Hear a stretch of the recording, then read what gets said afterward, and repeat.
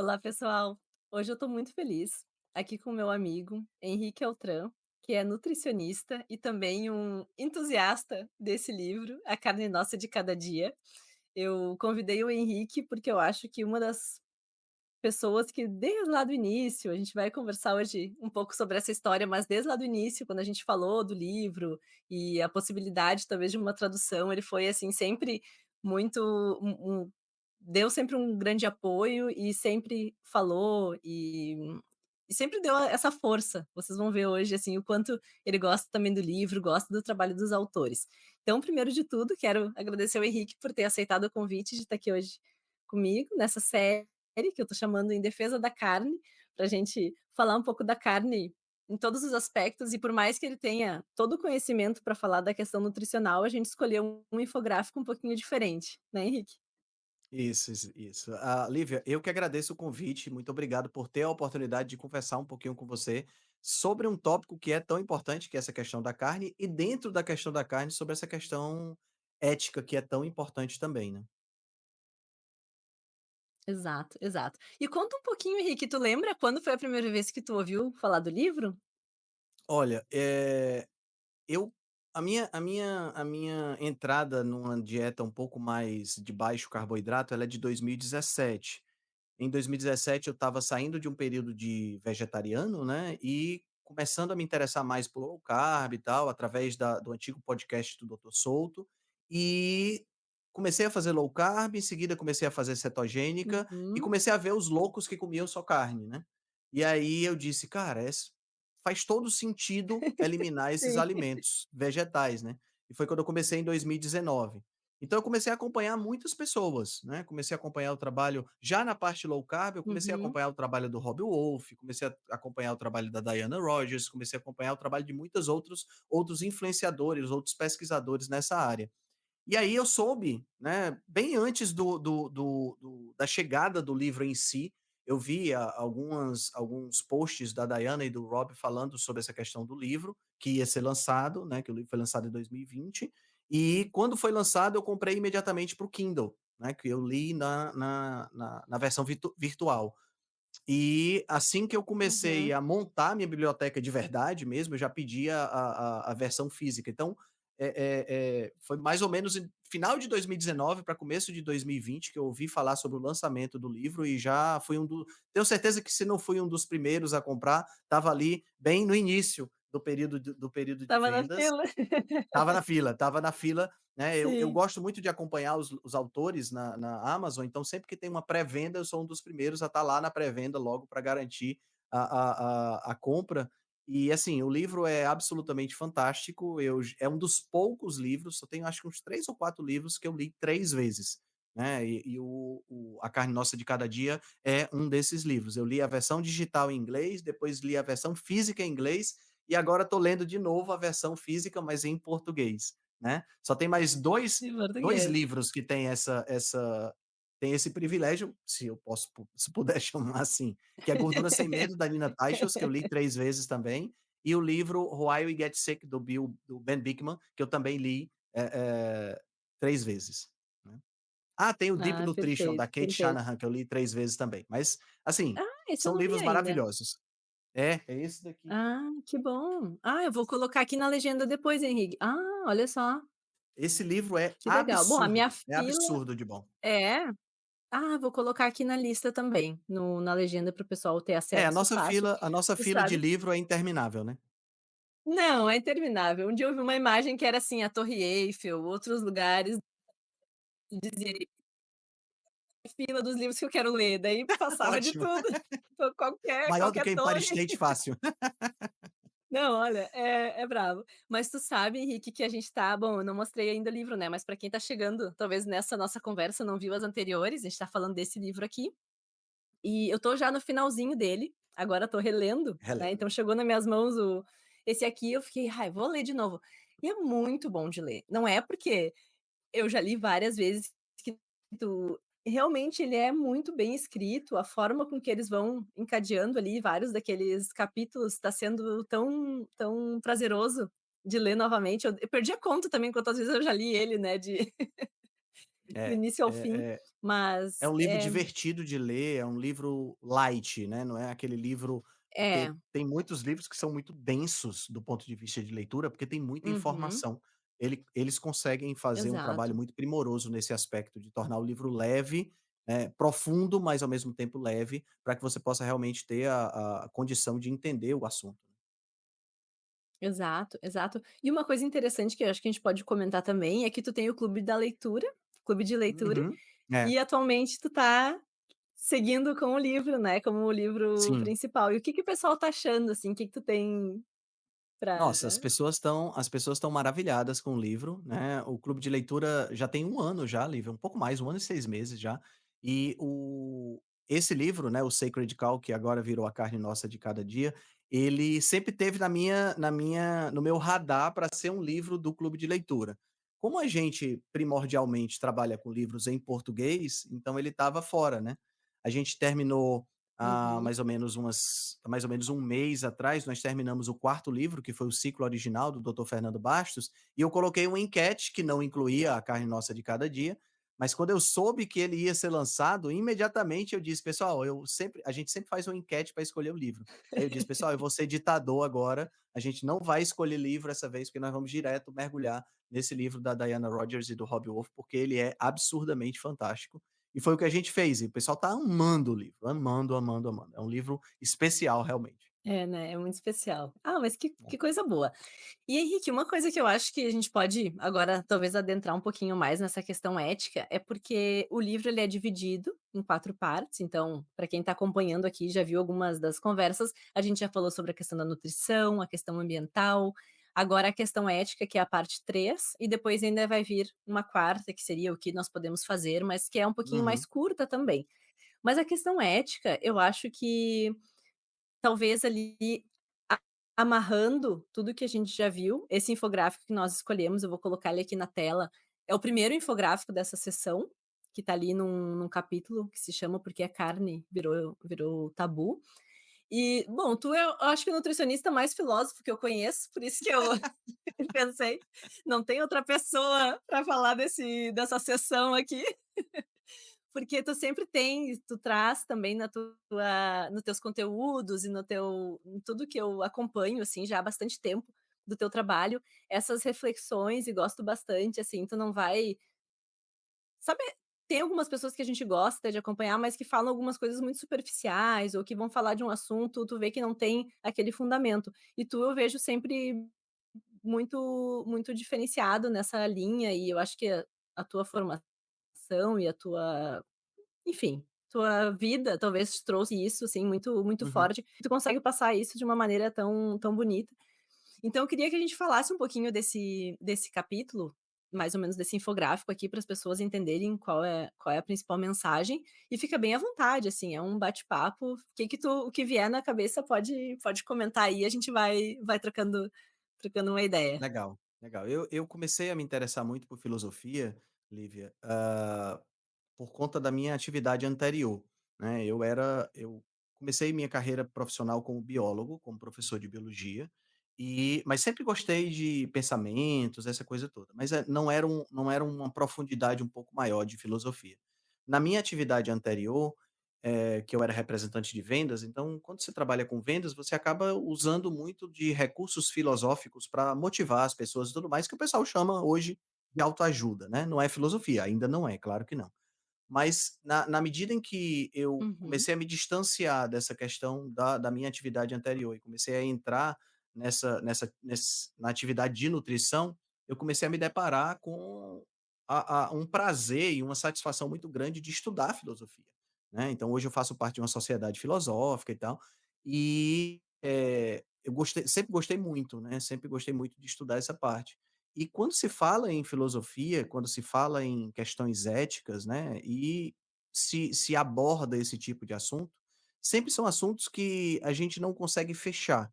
A gente nunca tem um círculo fechado quando a gente está trabalhando com filosofia, porque a argumentação, ela é uma argumentação que sempre nos leva a pensar ainda mais. E nessa questão específica do veganismo, né, se a gente deve ou não deve comer carne, a gente tem um aspecto ético, um aspecto filosófico muito forte, que precisa ser abordado para que as pessoas possam entender um pouco mais o tamanho que é o fato de você comer ou não comer carne, né. Eu acho que tem vários pontos que precisam ser colocados dentro dessa conversa, para que as pessoas possam entender essa questão e possam avaliar se a posição correta é não comer carne ou é comer carne, né. Aqui a gente não está para fechar nenhum argumento, né, cada pessoa tem o livre-arbítrio de tomar suas próprias decisões, mas é interessante que a gente converse sobre, né, para deixar tudo em não só em pratos limpos, mas para que as pessoas possam entender como é que nós temos, como é que nós temos poder para refletir sobre isso e tomar as melhores decisões, né. E uma das coisas que pra mim fica muito claro é que essa questão dos argumentos que eles vão trazendo, eles vão fazendo sentido de um ponto de vista talvez mais lógico, se a gente pudesse colocar dessa forma, mas eles vão levando a reflexão. Eles não estão dizendo Sim. ali: "Se tu faz isso, tu tá certo, se tu faz aquilo, tu tá errado". Não, de forma nenhuma. Tanto que quando essa parte final a gente começa a ler e eu fico me colocando, às vezes, tu foi vegetariano, conheço pessoas também Uhum. que já foram vegetarianas.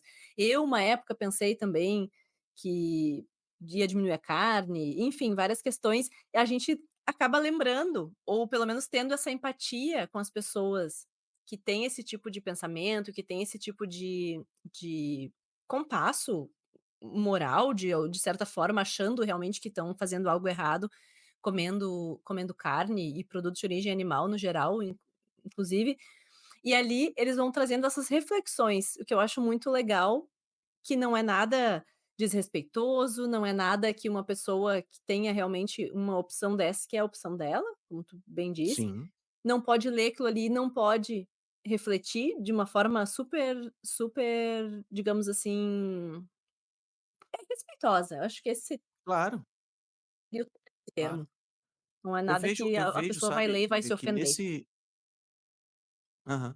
Nesse campo da nutrição, nesse campo onde a gente chama de diet wars, né, tem o Star Wars e tem as diet wars, né, que são as guerras dietéticas, vamos dizer assim, que todo mundo tem uma opinião, Aham. todo mundo tem uma defende uma linha, né. O que eu gosto muito de abordar dentro desse aspecto é que nenhuma defesa, nenhum ponto, de defesa de qualquer tipo de dieta pode extrapolar o poder e a liberdade individual de cada um, né. Ou seja, se eu defendo uma dieta que tenha mais carne, se eu defendo uma dieta carnívora, se eu argumento em prol de uma dieta carnívora, eu não gosto de usar a palavra advogo, porque aqui ninguém está usando, direito, nós estamos falando aqui sobre ciência, sobre mecanismos, sobre fisiologia, né. Uhum. Então, se eu advogo, se eu defendo, se eu, falo em prol de uma dieta carnívora, em nenhum momento eu posso, achar que essa minha fala deve convencer as pessoas a serem carnívoras ou a fazerem uma dieta animal based. Cada um tem, em princípio, o poder e a liberdade de escolher qual é a dieta que querem seguir de acordo com seus próprios argumentos, né, de acordo com suas próprias diretrizes pessoais, tá? E, na prática, assim, sendo bem sincero, nós não Uhum. temos nada a ver com isso, né. O que eu como, o que você come, a gente não tem Exato. poder decisório de influenciar cada pessoa. Eu acho que cada um deve optar por decidir o que é melhor para si. O que é melhor para si, do ponto de vista, físico, do ponto de vista fisiológico, do ponto de vista psicológico, do ponto de vista ético, do ponto de vista filosófico. Quando você opta, quando você faz essa opção, né, quando você encontra argumentos que te convencem de determinada forma, também aí vem o outro lado da moeda, também não faz sentido você se permanecer fechado a escutar a argumentação de outras pessoas, porque, como a gente sabe, nenhum ser humano é perfeito, né? E embora as nossas decisões elas possam ser muito arraigadas, a gente pelo menos não deveria ter esse hábito de escrever as coisas em pedra, né, a gente tem que ter uma arte um pouco mais fluida da natureza, para que a gente possa tentar tocar a realidade de uma maneira mais direta.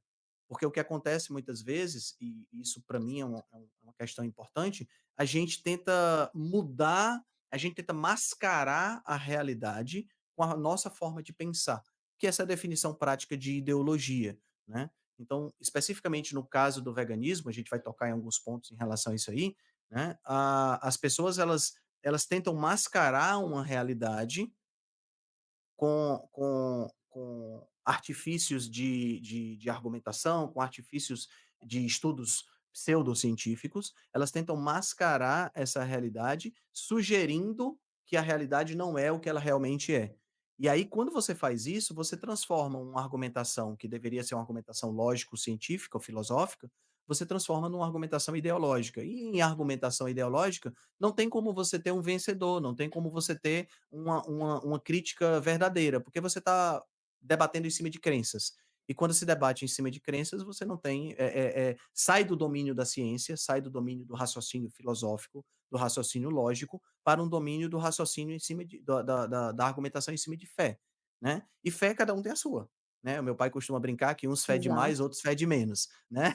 Então, assim, a gente tem que saber separar dentro dessa perspectiva. Então, eu vi uma vez um debate entre uma pessoa que comia, que faz uma dieta carnívora e uma outra que fazia uma dieta vegana, e a pessoa que estava falando da dieta vegana disse: "Eu os estudos que você está falando são estudos que eu não acredito", né. Quando você usa a palavra "eu acredito" ou "eu não acredito", você distanciou do objeto fundamental da ciência, né. A ciência ela tenta lidar com fatos. É Uhum, por isso que não faz sentido, por exemplo, né, a gente argumentos científicos para a existência de Deus. Isso não faz sentido.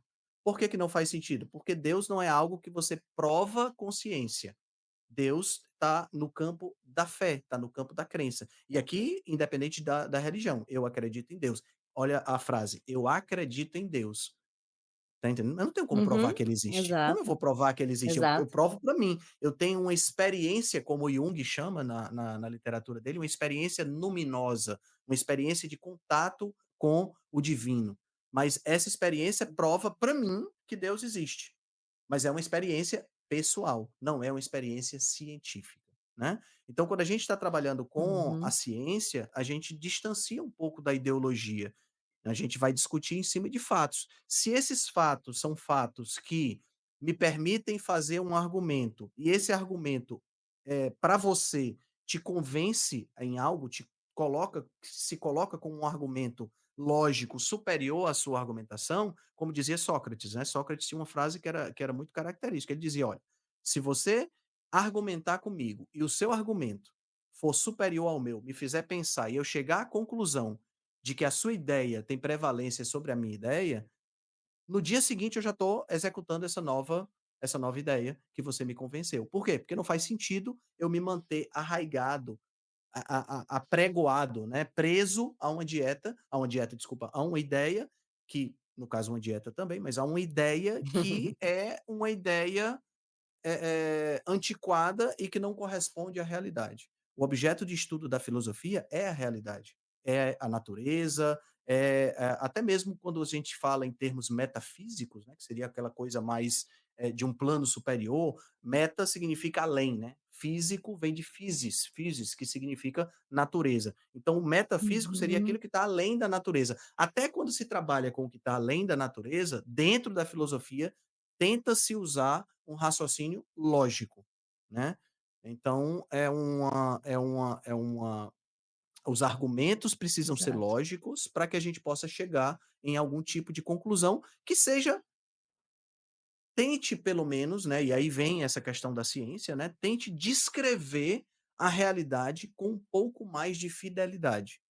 E aí é um outro ponto também que a gente precisa deixar bem claro: ninguém, absolutamente ninguém, nem eu, nem você, nem nenhuma outra pessoa, por mais expert e fantástico que seja, tem a capacidade de vislumbrar a realidade do jeito que ela vai parecer redundante, mas a realidade do jeito que ela realmente é.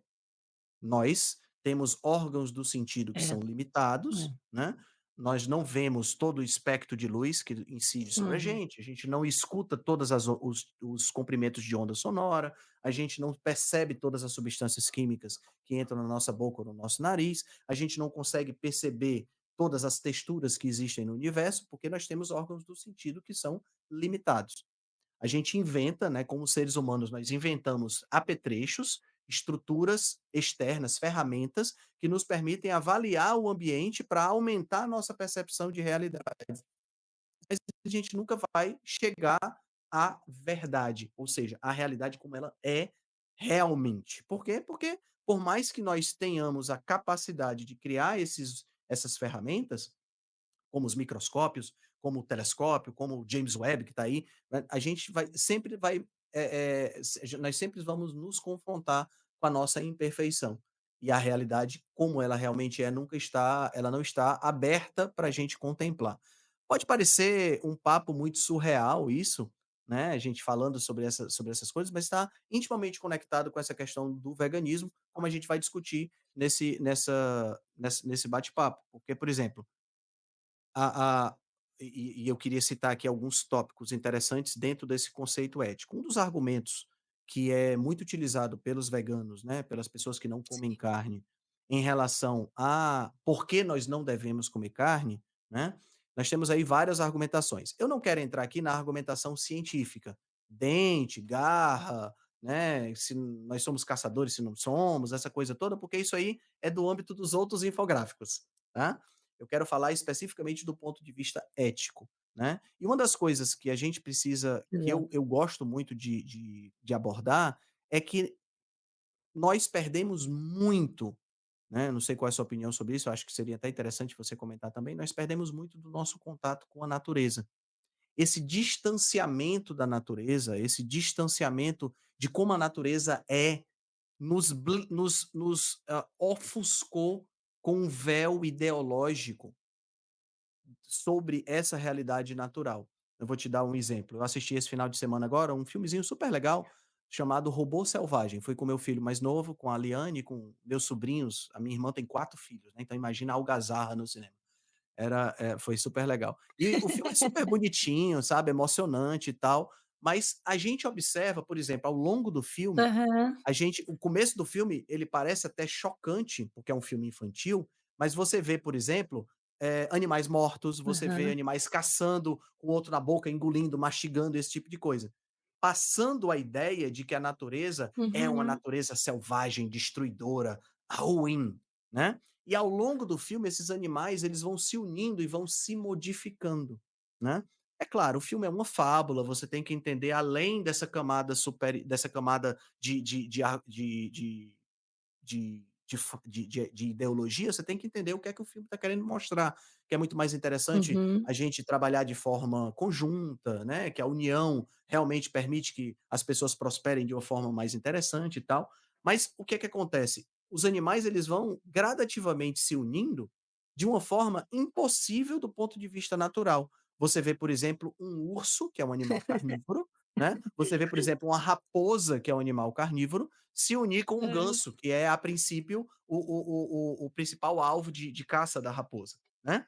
Então, quando você olha para esse tipo de filme, isso passa uma mensagem de que na natureza os animais são bonzinhos, na natureza existe uma paz e uma prosperidade e um ambiente de mútua cooperação, onde todos se dão bem, né. Você vê o Rei Leão, né, na hora que o Mufasa, que é o pai dele, levanta o Simba e todos os animais aplaudem e tem aquela algazarra. E você vê leões do lado de zebras, né.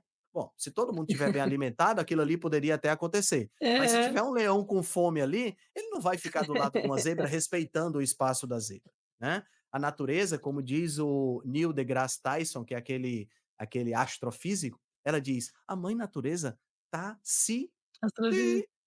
pra gente, tá entendendo? Ela tá se lixando, ela é uma péssima mãe, porque ela tá o tempo todo tentando nos extinguir, né. A mãe natureza, ela é muito pesada, ela tem a sua maneira de educar, Exato. né. E como a gente perdeu, né, nós seres humanos, a gente começou a distanciar dessa questão da natureza. Veja bem, Lívia, nós estamos tão distantes da natureza que, a gente não passa até as estações do ano, dependendo de onde você more, né. Aqui, por exemplo, nós temos apenas 2 estações praticamente, né. Nós temos uma estação chuvosa, que é no começo do ano, e uma estação mais quente, que é o final do ano. O pessoal diz que aqui a gente tem, mormaço, calor, quintura e inferno, são as 4 estações do ano. Mas no na prática nós temos duas estações. Então, assim, eu tô num ambiente agora que tem ar-condicionado, eu tô no frio, com a temperatura agradável, eu não tô suando. Lá fora tá quente, Eu vi, tá tu entendendo? ligou o ar-condicionado. Pois é. Então tá tudo Sim, super sim. tranquilo aqui, Exato, exato. né. Então a gente nem as estações do ano a Uhum. gente sofre tanto. Né, a gente está abrigado, a gente não tem que suportar uma chuva em cima da gente, a gente não sabe, a gente não precisa suportar calor. Se eu vou para praia, eu passo um protetor solar, sabe. Eu me desconectei de tal forma da natureza, que a natureza para mim é uma coisa distante, né. A própria Uhum. educação, né, a educação, infanto-juvenil mesmo, coloca o ser humano como algo à parte da natureza, né. As cidades são artificiais, o ser humano faz coisas artificiais, a natureza é diferente. Tá, tudo bem, a gente pode classificar dessa forma, não tenho dúvida de que pode. Mas essa classificação, ela é uma classificação que nos distancia ainda mais do ambiente natural. E quando a gente distancia do ambiente Faz. natural, a gente cria essa Uhum. essa realidade alternativa, essa ideologia de que na natureza tudo é muito bonzinho, né, as pessoas os animais eles são muito, não são agressivos, e cria coisas que eu acho fenômenos, assim, muito interessantes, a ponto de você ter crianças que não sabem de onde vem um ovo. Acha que o ovo vem da caixa que é vendido no supermercado, né. Cria situações que eu acho, assim, patéticas, né, como eu já vi vídeos na internet, de o cara tá passando por dentro de uma estrada que passa por dentro de uma mata, de uma floresta e tem, por exemplo, uma sucuri, esse vídeo para mim ficou emblemático, tem uma sucuri se alimentando de um pequeno veadinho, um pequeno cervo, né, e o cara para o carro e Uhum. vai bater na sucuri, porque a sucuri tá comendo o cervo. Tá entendendo? Quer dizer, ele interfere num fenômeno natural, porque ele está tão desconectado da natureza, que ele acha que a sucuri é má e o cervo é bonzinho e está sofrendo.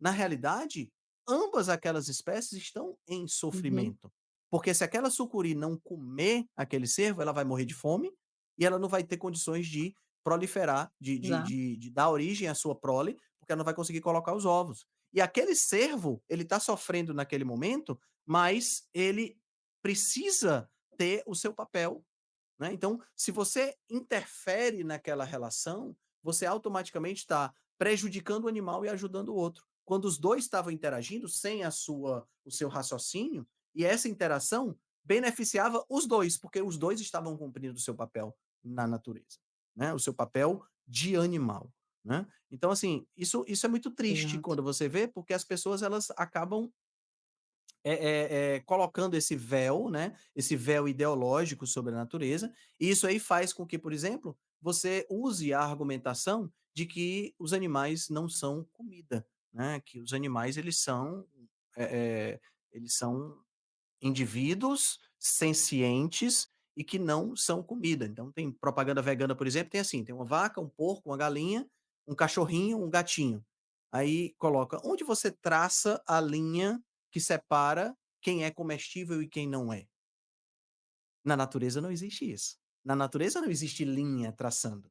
O cachorro Exato. ou o lobo vai Uhum. ser comido por outro carnívoro se ele Vai tiver ser. próximo e não tem jeito. E o lobo vai Uhum. comer, Vulnerável.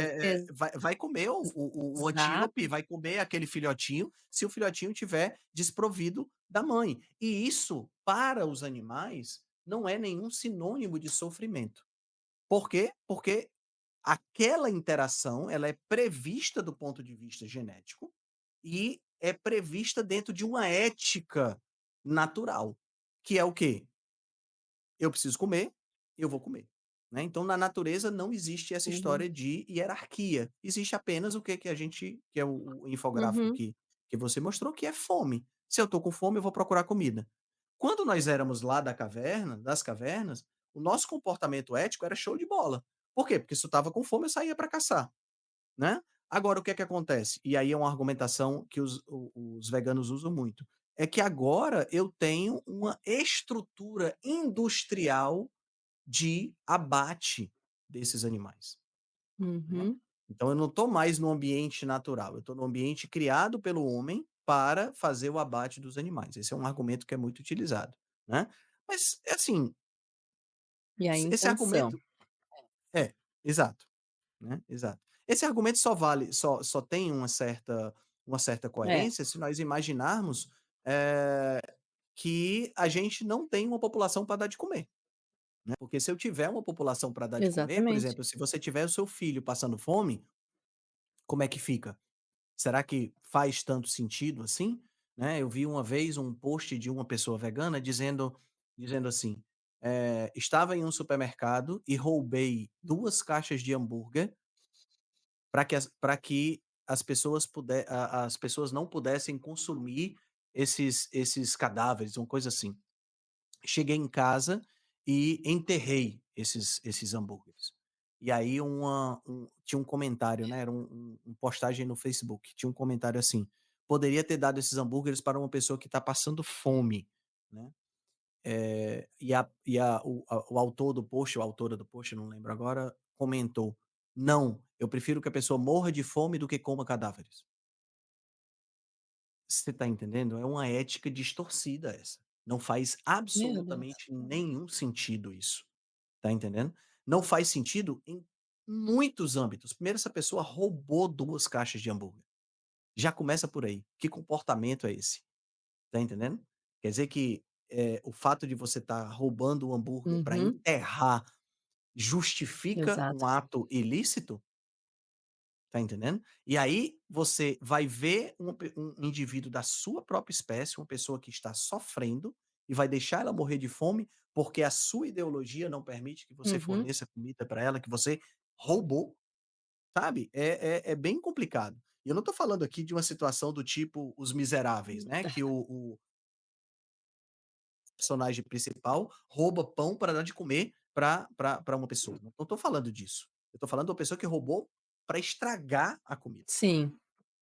Tá entendendo? Então, quer dizer, onde é que está a ética disso, né? Os argumentos utilizados pelos veganos de que a gente mata os animais, se você parar para pensar, e aí é onde entra essa questão ideológica, né? Porque os veganos fazem questão de tapar isso da sua própria visão. Quantos animais são mortos para cultivo de soja, arroz, feijão, milho, trigo, nessas grandes monoculturas que servem de sustentáculo para uma atividade, uma alimentação como a gente tem hoje, uma alimentação cujo o aporte calórico é pelo menos 60% proveniente de plantas. Quantos animais são De mortos, grãos. né, Exato, de grãos? Quantos animais são mortos exato. nessas circunstâncias? Animais que são mortos e não são nem aproveitados. O máximo que você consegue aproveitar é que vira adubo. Tá entendendo? Mas nós temos aí um universo de roedores, um universo de aves, um universo de insetos, de outros tipos de animais, como vermes, anelídeos, que são literalmente são mortos e estão entrando em processo de extinção por conta de monoculturas.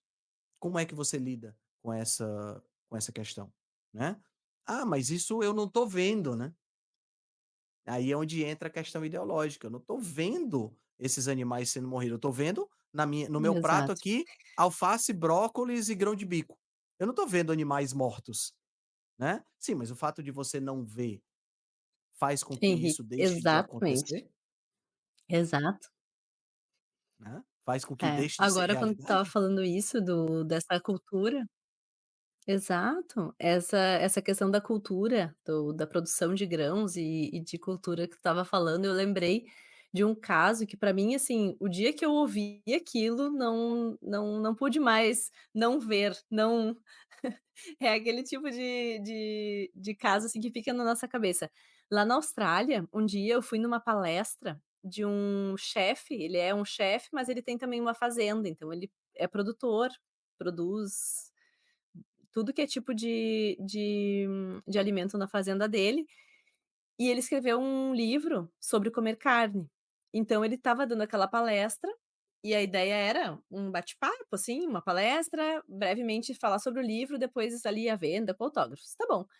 E ele estava falando justamente que quando ali na Austrália, imagina, estava crescendo muito o mercado vegano, todos esses produtos à base de plantas que a gente conhece, que aqui no Brasil tem bastante, lá também tinha várias opções. E tem muita coisa de ervilha. Tu deve ver também até o whey protein, Sim. né, Uhum. versão vegana, às vezes é com proteína de ervilha e tal.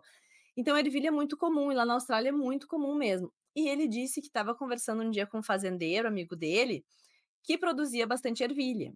E disse: "Ah, essa ervilha, tal, vai para onde?" E daí ele comentou: "Ah, essa ervilha muito vai para a ervilha mesmo inteira, ou outro tipo que não é uma qualidade, às vezes, muito alta, vai para outros tipos de processamento, tipo proteína de ervilha, que vai, às vezes, para aqueles hambúrgueres e tal." Ele: "Ah, tá, não sei o quê." E daí continuou a conversa, daqui a um pouco ele falou assim: "Ah, e como é que funciona aqui o teu controle dos animais?" Porque lá tem muito animal, né, de Uhum. tudo, aqui como o Brasil, mas lá, assim, todo mundo também quer comer um pouquinho daquela cultura ali que tá sendo aqueles grãos e aquelas leguminosas. E ele disse: "Ah, tem muito canguru." Daí o Matthew, esse, disse: "É, os cangurus vêm muito?" Ele: "Ah, vêm muito, tem que matar muitos." Eu mato centenas. Ele falou, assim, o quanto que ele tinha que bater, porque os cangurus, imagina, né, pulam por tudo, não é um Uhum. bicho pequeno. Então eles comiam demais, devastavam a plantação e aquelas culturas grandes lá na Austrália. E quando ele falou aquilo, assim, esse cara pensou, né, essa pessoa que tá comprando aquele hambúrguer no mercado, olhando ali o ingrediente, ervilha, será que ela pensa em todos esses cangurus que tiveram que ser abatidos para que essa ervilha chegasse no prato dela, na forma de um hambúrguer sem mortes aqui, a gente pode botar entre aspas, né, estamos falando. Uhum. Então, assim, é justamente essa desconexão que tu falou que eu acho que é perfeito, assim, essa desconexão de imaginar que como mesmo que ele cercasse, colocasse, os bichos vão por baixo, roedor, as aves vêm por cima, entende? Não tem como, é comida. Eles estão ali justamente na natureza e estão com fome. E se eles têm fome, eles vão se alimentar do que é o alimento original deles. Então, assim, não tem essa distinção, assim, é muito complicado. Então, eu acho realmente, assim, que essas questões e outra coisa que é legal, inclusive esse cara falou isso esse dia nessa palestra e tal, e depois eu também fiquei lembrando que uma coisa que às vezes pode nos conectar de certa forma, é ouvir histórias de pessoas que estão um pouco mais imersas nesse mundo. Então eu não sei se tu gosta, mas eu gosto às vezes de escutar podcasts, longos, e tem um, assim, que eu adoro que seguidamente tem caçadores como Hum. entrevistados. Então tem um, assim, que eu gosto bastante do Meat Eater, que é uma série assim, uma série de TV, mas ele vai seguidamente em podcasts, e esse cara ele é, assim, sensacional, é um baita de um storyteller, né, ele conta, assim, uma história de uma caçada, tu fica assim, ali parece que tu tá junto com ele. Então, essas Legal. questões, assim, do que acontece numa caçada, o que eles têm que enfrentar, como que eles têm que se defender dos animais não é assim montar uma barraquinha e pensar que não vai vir um urso, que não vai vir um coiote, que não vai vir um outro bicho. Eles têm que estar preparados. A gente está tão dissociado que as pessoas acham assim: "Ah, é bonito lá o mountain lion", que eles chamam lá nos Estados Unidos, que às vezes está até Uhum. invadindo a parte urbana. As pessoas não querem que casse, não querem que tenha aquele controle de um bicho selvagem, que pode vir, pode matar uma criança, pode. Sabe, é uma desconexão, é que nem tu disse, assim, não é um pet, não é um bichinho, não é teu gatinho de casa, é um bicho completamente selvagem. Então isso é muito sério, assim, e é impressionante o quanto essas pessoas estão desconectadas. Ou É, essas que estão querendo levar muito dessa ideologia adiante e acabam é é complicado. verdade. E é interessante, sabe, Lívia, quando a gente pensa sobre isso, porque se a gente pensar, o próprio movimento vegano, principalmente o movimento vegano que desconhece a realidade em outros lugares, né? O movimento vegano aqui no Brasil, por exemplo, é um movimento, eu acredito que no mundo todo, é um movimento caracteristicamente urbano, né? O que mostra essa desconexão em um outro nível, né? Porque as pessoas elas não Exato, fazem a mínima exato. ideia de como é que o gado é produzido. Elas não fazem ideia de como é que o gado é tratado. Outro dia, há uns 2 ou 3 anos atrás, eu estava assistindo aula na faculdade, a cadeira falava sobre produção de leite, e a professora estava descrevendo o ambiente onde as vacas viviam, as condições que elas viviam, e toda aquela estrutura, música clássica que elas escutavam para ficarem tranquilas e relaxadas enquanto eram ordenhadas, entendeu? Quando eu vi aquilo ali, eu olhei para a professora e disse: "Professora, essas vacas são bem tratadas, né?" Ela disse: "É, na próxima encarnação, se eu pudesse escolher, eu queria nascer uma vaca dessa." Tá entendendo? Quer dizer, a gente não sabe disso. A gente acha que as vacas, elas vivem na penúria, né. "Ah, mas" porque qual é a argumentação que o vegano vai dar? A argumentação é aquela: "Você vai ser separada do seu filhote para poder continuar dando leite." Gente, deixa eu explicar uma coisa para você. Vaca e filhote vão ser separados de qualquer forma. Na natureza, elas vão ser separadas porque o filhote vai morrer na frente dela, tá entendendo? Porque o filhote vai ser caçado na frente dela, vai ser destruído, dilacerado, se é para usar palavras fortes, ele vai ser dilacerado na frente. Eu vi outra vez um vídeo de um crocodilo caçando um filhote de girafa que não tinha escapatória. Ah, Tá entendendo? Você fica: é. "Ah, a girafinha." É, meu amigo, mas sabe o que foi que a mãe dele fez? Capou o gato, literalmente falando, né, ela foi embora, tá Correu. entendendo? Correu, porque ela sabia que se ela ficasse ali, os outros Uhum. crocodilos iam comer ela também, tá entendendo? A natureza não é assim, na natureza É, não existe é. hierarquia, existe fome.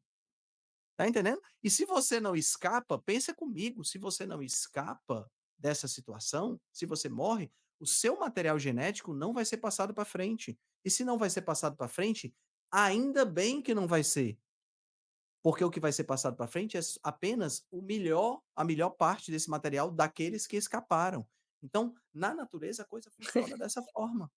Tá entendendo? Não funciona É, com bichinhos é. respeitando um aos outros e pedindo licença. "Com licença, eu posso devorar aqui a sua perna?" Não é desse jeito que Uhum. funciona. Tá entendendo? É sangue. Tem um Instagram que eu gosto muito de ver que se chama Nature is Metal. Eu como biólogo, né, minha primeira carreira é biólogo, então eu Eu adoro ia te ver dizer. eu adoro ver esses vídeos que mostram a natureza. Não a natureza como a gente gostaria que ela fosse, mas a natureza do jeito que ela é. Tá entendendo? Eu adoro ver esse tipo de vídeo, porque é bonito ver como a natureza existe em comunhão, os organismos existem em comunhão. Mas não é comunhão porque uns respeitam aos outros, é porque cada um está fazendo o seu papel, Uhum. né. E aí a gente se destacou da natureza e a gente acha que o nosso É. papel é diferente. Eu até acho que a gente, como ser humano, nós devemos ser humanos, tá entendendo? Mas a partir do momento que eu quero ter mais trabalhar com mais justiça, com mais respeito, com mais honestidade, quero fazer o bem, eu tenho que pensar nesses valores fundamentais em cima de uma perspectiva de vida, e não numa perspectiva de ideologia. Fazer o bem para um animal, por que que eu acho que não comer um determinado animal, por exemplo, não comer, como por exemplo, tem uma picanha me esperando para o almoço, não comer a picanha que está me esperando para o almoço agora, é um bem que eu estou fazendo para aquela vaca. Não. Qual é a função da vaca na natureza?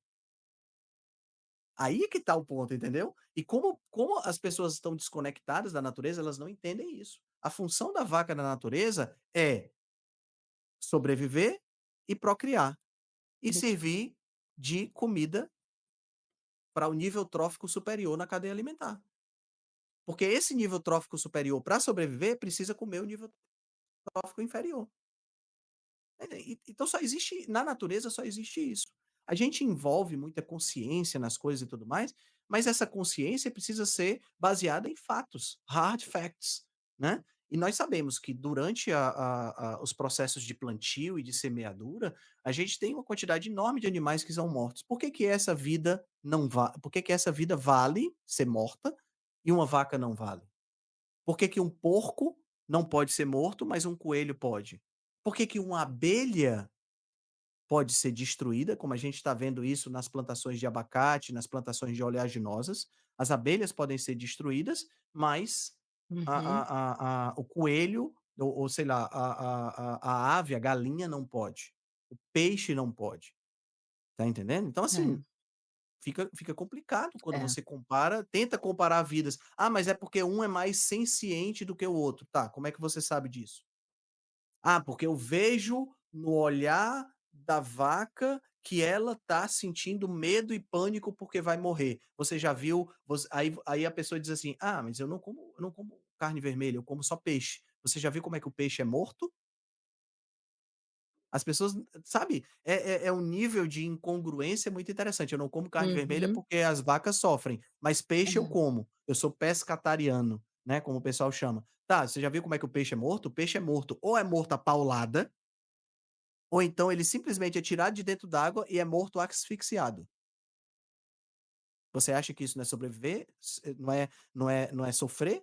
Vem pra cá, deixa eu apertar teu pescoço pra tu sentir como é que o peixe morre.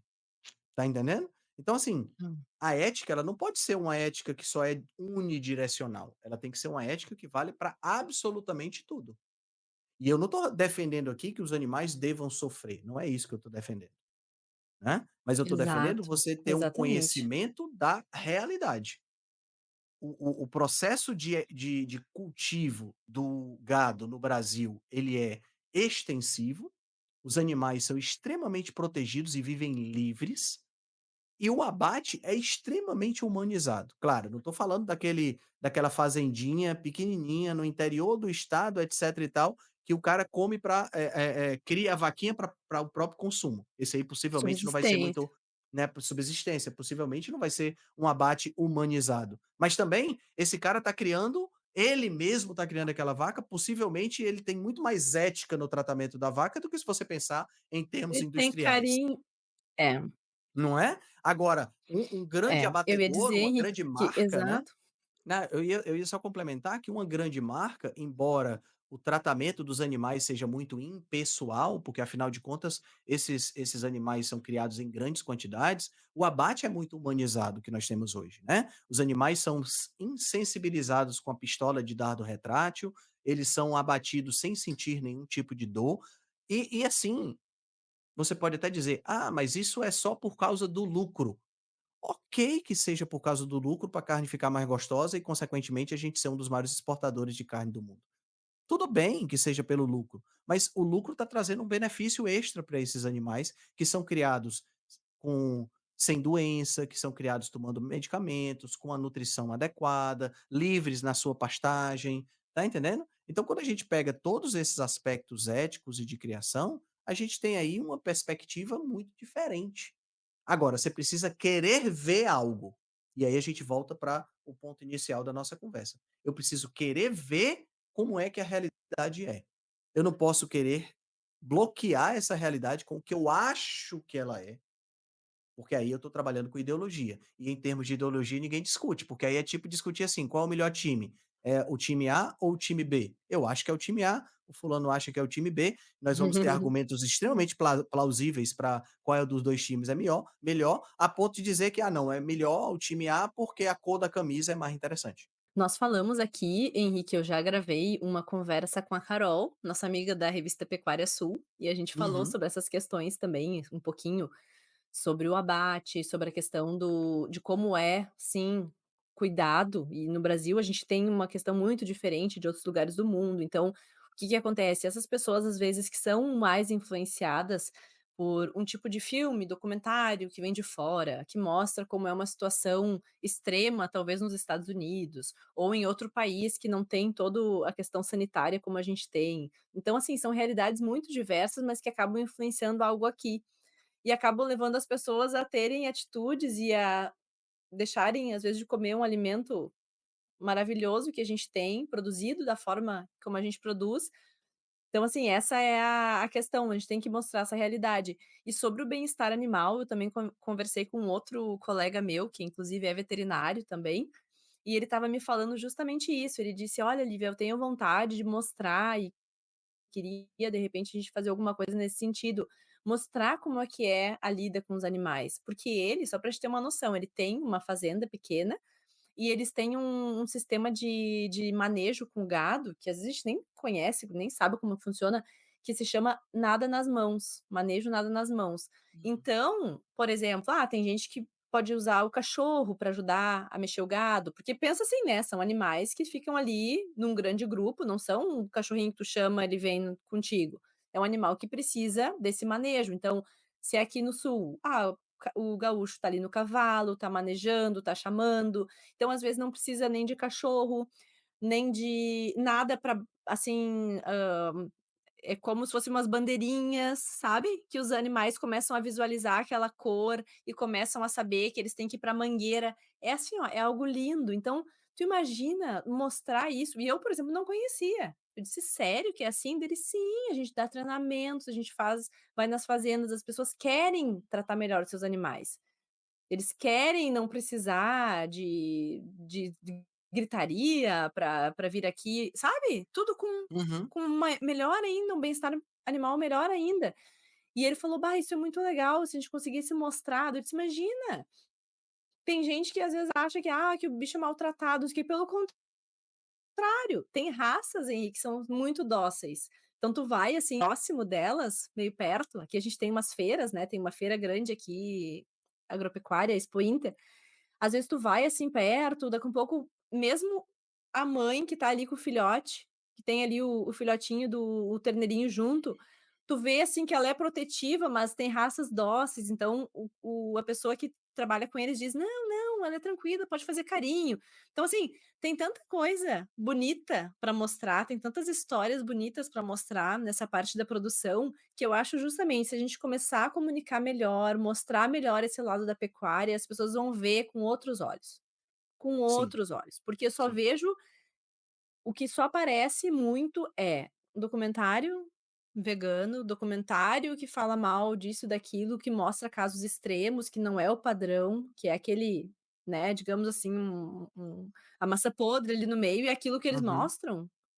Então como que tu vai pensar numa produção como a gente tem aqui tão bonita? Claro que tem coisas para melhorar, todo o setor tem Sempre. pessoas profissionais bons em todas as áreas, mas essa questão de mostrar desses exemplos, assim, esse do meu amigo é um, ou mesmo a Carol falando, e assim como ela faz mesmo com a revista, que vai lá nos lugares e mostra os cases de sucesso, só que ainda fica muito na parte ali dos produtores, ela não chega tanto ainda na parte urbana. Aos Uhum. pouquinhos talvez vai alcançar, mas tu olhar a revista dela, tu ouvir ali e ver os vídeos que eles fazem nas propriedades rurais é lindo. É, É isso que eles fazem, eles mostram esse dia a dia dos produtores rurais, como eles se preocupam. Nossa, vai muito além, assim, da produção do alimento, pelo lucro. É outra é, coisa, sem é dúvida. algo assim. Eu sou muito partidário, não sei se você assistiu, Lívia, o filme Avatar, aquele filme da que tem os personagens azuis, não sei se você Aham, sabe qual é, sei, né. E eu lembro sei. do primeiro filme, né, o segundo filme eu já não gostei tanto, mas o primeiro filme mostra a personagem principal, matando um animal para comer. Eu não sei se você lembra a forma como ela se comportava com relação a esse animal. Ela se comportava com relação a esse animal como gratidão, entendeu? Porque ela via o animal Uhum. como uma ferramenta para sobreviver. E ela tinha gratidão, porque aquele animal estava dando a vida para que a família dela pudesse viver, tá entendendo? E essa é a É. sensação que a gente deve ter em relação aos animais. Mas e quando você mata esse animal, e esse animal está dando a vida para virar adubo? E quando você mata esse animal, e esse animal está dando a vida para não ter absolutamente nenhuma função, como é que fica? Como é que fica isso, né? Então, quando você mata, É. quando você pensa no boi, por exemplo, Ou tu tá né, na vaca. dizimando um habitat que poderia ter tanta biodiversidade. Exatamente, É, esque exatamente. Na vaca, o que é que não é aproveitado da vaca, quando ela é abatida? Hoje tem algumas coisas que infelizmente não são aproveitadas por conta de doença, no caso o cérebro não é aproveitado por conta da vaca louca e tal, mas tudo é aproveitado da vaca. Eu lembro de um produtor que eu conheço aqui no interior, que ele dizia que da vaca só não se aproveita o berro, é a única coisa que ele diz que não dá para aproveitar. Então assim, se você aproveita tanta coisa, é muita gratidão que você tem que ter por esse animal, tá entendendo? Não, eu acho que falta muito nessa questão dessa conexão é exato. exatamente isso, é entender essa gratidão. A gratidão porque aquele animal está dando a vida para que você e sua família possa viver. E quando você tem essa sensação de gratidão, tudo muda de figura, porque você passa a entender o papel daquele animal e passa a entender o seu próprio papel, o seu próprio lugar dentro dessa estrutura, né. Perfeito, Henrique. Acho que é o que conseguiu resumir bem, assim, essa parte final. E dando continuidade aqui no depois nessa terceira parte da ética, vai ter também um outro infográfico que eu vou conversar daí com a Lídia Hum, Pimentel, que fala sobre biodiversidade. E eu acho que vai ser muito legal, porque ela é produtora, então ela vê todos os dias lá na fazenda dela e ver isso, ver como os animais e é lindo, assim, eu acompanho ela sim, bastante, então ela mostra às vezes os vídeos, como os animais interagem, e é que nem tu disse, daqui um pouco isso aqui é o ideal, é o que a gente espera, é o que a gente tem essa gratidão com o animal lá na ponta, e de outro lado talvez a gente teria uma monocultura que não vai existir ali essa interação entre os animais, não vai ter nem espaço, nem o habitat dele vai estar disponível mais é, para que aves, para que outros animais estejam ali. Então é exato, bem isso exato. mesmo.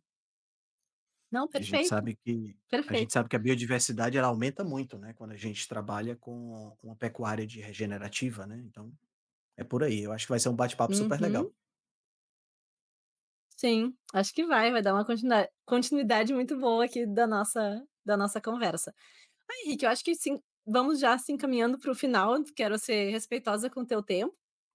Se tu quiser deixar uma mensagem final ou falar assim: "Bom, se eu tivesse que indicar o livro, o principal motivo que tu indicaria", e se tu quiser também deixar também teus contatos, onde as Ah, pessoas legal, podem achar teu conteúdo, que é excelente, fica bem à vontade. legal. Bom, o livro é fantástico, se eu tivesse é difícil selecionar por que que eu indicaria o livro na dentro dessa perspectiva do conteúdo dele, é um conteúdo absurdo. E se eu pudesse ser, assim, bem inédito, né, eu tenho falado sobre isso nas redes sociais, eu acho que foi muita coragem da editora de publicar esse livro no momento aonde toda a agenda internacional é uma agenda anti-carne, né, e eles resolveram publicar um livro, não é uma editora pequena, né, eles resolveram publicar um livro pró-carne, anti-veganismo. Então eu acho que é muita coragem, claro, eles estão focados no lucro, óbvio, não tenho dúvida disso, mas como a gente conversou no começo, né, em off, nem a editora acreditava que ia ter tanto sucesso, né, então eu acho que se eu pudesse destacar isso, é essa coragem da editora, eu acho um trabalho muito legal. Posso também indicar, porque o processo de revisão técnica foi muito bem feito, né, sem querer bajular ninguém, e mas assim, o conteúdo do livro é maravilhoso, eu sou um leitor compulsivo, vocês podem observar a minha biblioteca aí atrás de mim, e eu só tenho que agradecer a oportunidade de você de estar conversando um pouquinho sobre esse tema aqui, né. O pessoal pode me encontrar é só procurar Henrique Altran em todo canto, no Instagram, no YouTube, você vai acabar me encontrando, tá. E sempre vai ter lá todos os meus contatos, como entrar em contato para consulta, essa coisa toda, tá. Então tá bem, muito obrigada, Henrique, nos vemos e agora rumo aos 10, os top 100. A gente tá aqui numa campanha Sim, para o livro chegar sim. nos mais vendidos. Campanha Se o pra gente pessoal chegar em top nos 100. ajudar aí, a gente vai chegar. Vamos sim. Então tá bom, Um abraço. brigadão. Eu que agradeço. Beijo. Até, um abração.